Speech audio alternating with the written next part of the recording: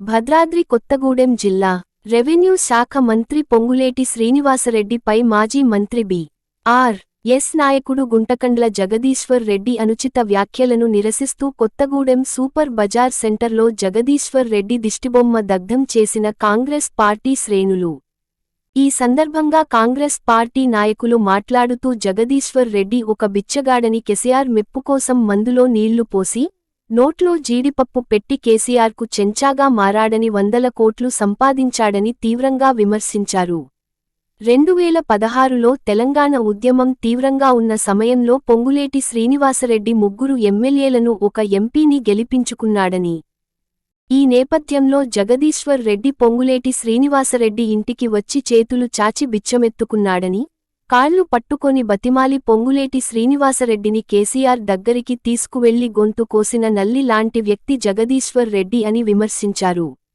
పొంగులేటి శ్రీనివాసరెడ్డి నీలా చెంచాగిరి చేయలేదని, 2023 ఎన్నికల్లో ఒక్క బీఆర్ఎస్ ఎమ్మెల్యేని గెలవనివ్వనని తొడగొట్టి సవాల్ చేసి కాంగ్రెస్ను అధికారంలోకి తీసుకువచ్చాడని, అలాంటి పొంగులేటిపై అనుచిత వ్యాఖ్యలు చేస్తే తీవ్ర పరిణామాలు ఎదుర్కోవాల్సి వస్తుందని హెచ్చరించారు. సూర్యాపేటలో ఒక బిచ్చగాడు జగదీశ్వర్ రెడ్డి సూర్యాపేట బస్ స్టాండ్ లో పిచ్చమెత్తుకొని 2001లో కేసీఆర్ దగ్గరికి పోయి కేసీఆర్ కి మందులో నీళ్లు పోసి నోట్లో జీడిపప్పు పెట్టి తెలంగాణ ఉద్యమంలో అటు తిరిగి ఇటు తిరిగి మాతోటి పాటు పనిచేసి ఇవాళ 100 కోట్ల రూపాయలు సంపాదించేసి సీనియర్ అంటే మరి సిగ్గుండాలా 2016లో తెలంగాణ ఉద్యమంలో మౌన్నతంగా ఉన్నప్పుడు పొంగులేటి సీనన్న 3 ఎమ్మెల్యేలని ఒక ఎంపీ గెలిచిన తర్వాత 2016లో ఇదే జగదీశ్వర్ రెడ్డి సీనన్న ఇంటి ముందుకు వచ్చి బిచ్చమెత్తుకొని గదమ పెట్టి అడుక్కొని కాళ్ళు పట్టుకొని కేసీఆర్ దగ్గర తీసుకుపోయి టీఆర్ఎస్ జాయిన్ చేసిండు. ఇవాళ పట్టుకొని ఫోటో చూపిస్తాడు.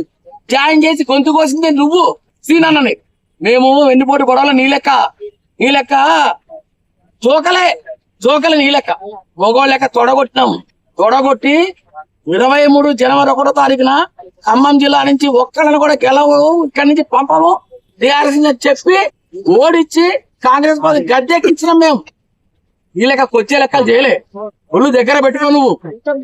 నువ్వు గనక ఇంకోసారి మాట్లాడితే కొత్తగా నుంచి నీ గుడ్డలే పోయిస్తావు. గుర్తు పెట్టుకోను. నీ ఓటమిని ప్రపంచంలో జయశక్తి ఆపలేదు రాబోయే ఎన్నికల్లో. కాబట్టి జగదీశ్వర్ రెడ్డి